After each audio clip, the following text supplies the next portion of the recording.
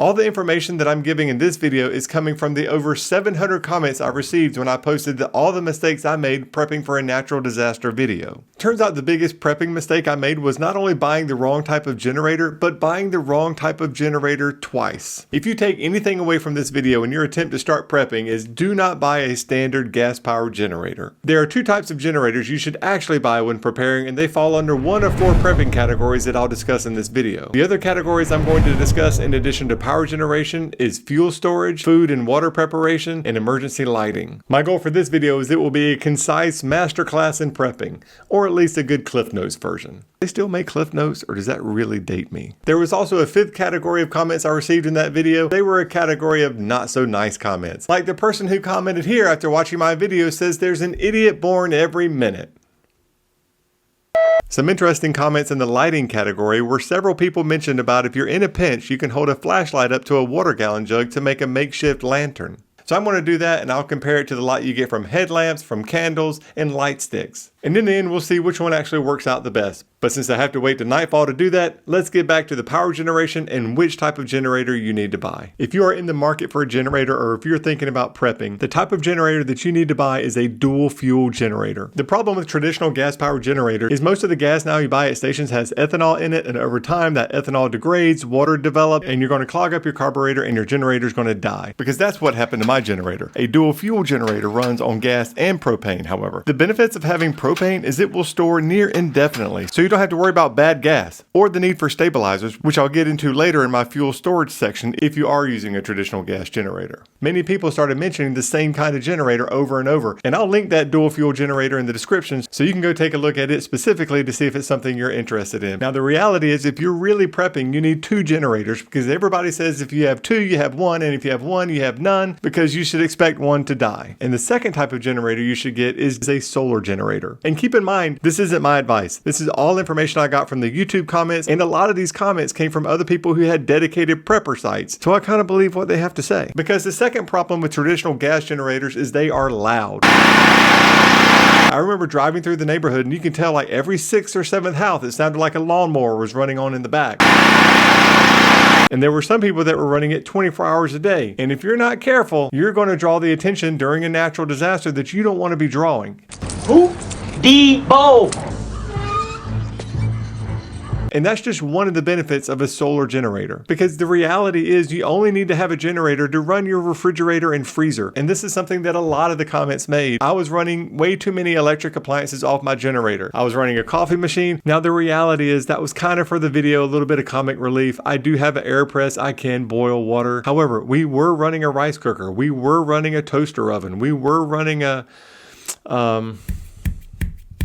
air fryer. Now we did cook a lot of food over an open flame, but after having done it a couple of times during our 9 days with no power, I realized how inefficient it is, and it's not the way to go in the future. But I'm going to get back to that in a second. The point is, if you only really need to be running your freezer and your refrigerator in 4-hour blocks throughout the day, a solar generator with a few solar panels is probably going to be enough. And if you have a day or two of clouds or you don't have enough power, then you can use your dual fuel generator to charge your solar generator, which will then charge what you need in the house. So many people talked about Anker, Blue Eddies, power station, and I'll leave that information in the description. Okay, so we talked about the generators. The next category is fuel storage, which I touched on a little bit, but before I finish that off, it's time for another not so nice comment. And this is from the Mickey Mental, who said, "This video is scary as you are a grown man, at least in his later 30s, who does not know the basics of being prepared." Well, the joke's on you, Mickey Mental, because I'm in my mid 40s. That actually probably makes it a little bit worse though, doesn't it? Yeah. But in his defense, he also did leave some nice advice, especially at the end where he's talking about the generator I bought may damage my sensitive electronic devices, and he's right. We were powering computers and iPads and things like that, and it's all the more reason to have a battery bank on standby. So I won't spend a lot of time on this, but if you don't have a battery bank, this is good for just everyday use while your kids are on vacations or long road trips. These things are pretty invaluable. So Anker Battery Banks, I definitely encourage you to get one of these. Okay, to finish up on the fuel storage, there were so many comments that talked about the actual containers that I was storing the fuel in was completely wrong. And after going through this, I completely agree. The problem is these new plastic containers all come with these special lids designed to decrease leaking and be more environmentally friendly, which in theory is a great idea, but in practicality, they're terrible. You have to keep in mind, if you have a 5-gallon jug of liquid, that gets pretty heavy. And if you're having to pick it up, tilt it, while also pressing down on the nozzle so that it comes out, it's not easy. While it really is meant to decrease leakage, it still kind of gets everywhere. So many people talked about the metal jerry cans. And after going through this experience, I can see why. I went to my local Tractor Supply to actually buy one. Now the problem with these is they are a little bit more expensive, but if they're actually easier to use, then it's worth it. And I was about to buy one, then I looked down and I saw an adapter nozzle that was actually longer, flexible, and I was like, I might save $70 if this actually worked. So I ended up putting it back. I bought this nozzle, and fortunately it worked like a charm. It was amazing. And that's really nice for me because I have 6 of these jugs laying around and they're not going to go to waste. The point is, if you're starting from scratch and you're beginning your prepper journey, definitely get more heavy duty metal jerry cans. So many people recommended them. But if you've already purchased these plastic cans and you have gas stored in them and you really haven't tried to use them, I highly recommend getting these longer and flexible nozzles. It's going to make transferring the gas from the container to your car or to your generator or to whatever device so much easier. And the last thing that I'll mention one more time, if you are storing gas and it's not propane, be sure and get some sort of fuel stabilizer. So many people commented on that. You can buy it online. You can buy it at your local. I got it at my Tractor Supply store. It will save the carburetor on your generator and keep it running if you're having to use fuel that's been stored for long periods of time. Okay, next up is water purification and a few other basic things. And real quick, after watching my video of mistakes, Hot Noob said, bruh, didn't read the manual. I guess I didn't. Bruh.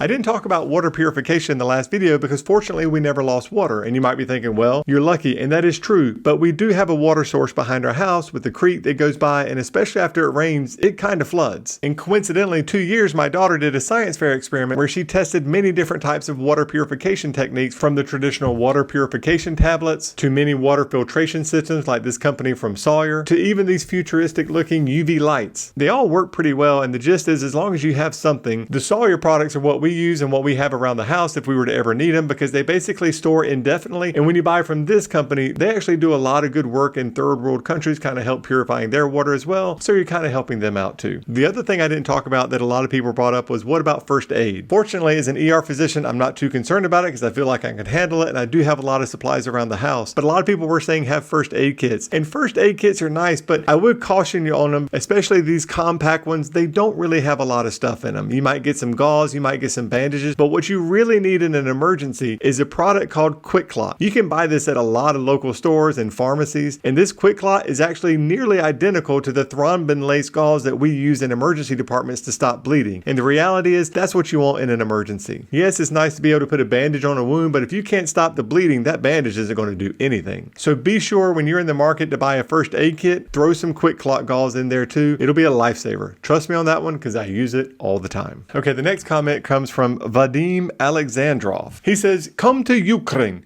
You'll learn much more about disaster and will shut up, stop whining, and stop make stupid videos. I don't know what to say to that. So the next mistake that I documented in the last video was about food preparation. So if I'm not using the air fryer or rice cooker anymore, what was recommended by the experts? A propane burner. So that's also something I've picked up. In doing my research, Coleman makes a lot of great products, and they go from relatively cheap to quite expensive. This is something I hope to never have to use on a regular basis, so I don't need one that's expensive with all the bells and whistles. I found this one. It's $70. It's got 2 burners, and like a smart prepper, I busted it out today just to make sure it worked okay. And I have to be honest, there's something very calming knowing that if I were to lose power, if you were to lose power again and you've done these steps, you're kind of prepared for it. I can see why people put so much time and thought and effort into this. It was so simple using this burner, and I know it's going to be ready for me years from now if I were to ever need it. Okay, now to get back to the lighting. I'm going to test the flashlight in the jug method, compare it to the light sticks, and then I'm going to compare it to a traditional headlamp. So for starters, I'm going to turn everything off. Granted, cameras need a lot of light, so you're not going to be able to appreciate some of the subtle light that this thing puts off, but I have to be honest with you, holding the flashlight up to the water jug, it did kind of turn the water jug into this faint light, but it did nothing to illuminate the room. Not only was it minimal light and barely even more light than the flashlight, you have to stand there and essentially hold the light. It's not convenient. You definitely don't want to be walking around with this thing to light up your path. So for me, it didn't really work that well. Next up was the loom sticks. I really like this idea. I never really thought about it. Other people in the comments put LED lights on a string, and that's not a bad idea either. I went with the light sticks because just how portable they are. Again, the camera doesn't show it as well, but you can see when I'm walking around the house, this lights up the hallways, this lights up my son's bedroom. I would show you my daughter's room, but she keeps that door shut, which is highly suspicious. Don't be suspicious, don't be suspicious. I like the idea of the loom sticks. I bought a couple of 4-pack, but I also found online others that come in much larger packs with longer shelf lives, and I feel like at night it's just the perfect amount of light. There are a lot of different headlights out there, and if you do choose this option, you need to be aware of one thing. This is definitely your brightest option. Now, it's nice when you're walking around the house, it's nice if you're trying to do something, but if you're having a conversation with someone and you look right at them, it's going to blind them. Get one that has the tilting function. That's most important. You can still look at the person you want to talk to without blinding them. Okay, hang tight for a second. I hope this video helps. I really do. And in the not too distant future, I'm going to do a review of how I did wireless security for my house, ranging from wireless doorbells to wireless cameras like this Blink camera to this Ring camera. And I also have Nest cameras, and I also have Arlo cameras. And I made a huge mistake when I was doing wireless security for the house. And you're going to want to know what that is so you can avoid it, because one of these camera systems is far better than the others, and I'll explain it to you. So be sure and subscribe because that video is coming up, and I'll see you next time.